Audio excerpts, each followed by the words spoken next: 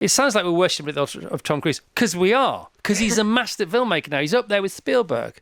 What have you learned from him? Can he really do everything? Did he really do his own makeup in lockdown? There's not much I can imagine that he can't do. He's talking about how good he was at the dishes the other day, and believe him.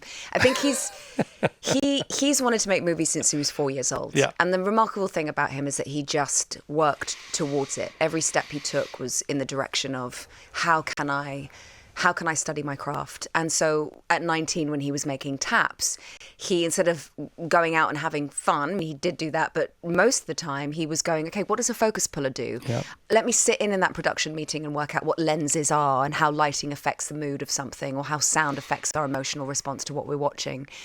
And then you've got, therefore, someone that is ultimately a student of film. I think that's the thing that I would take away from working with him. He remains a student. Yeah. And he really wants the industry to thrive. Yeah. So he feels responsible for it.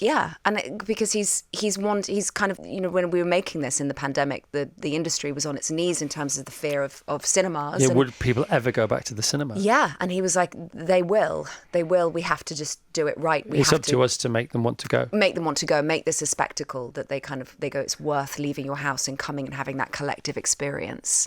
And he wants that for us. And so he dedicated his life to it.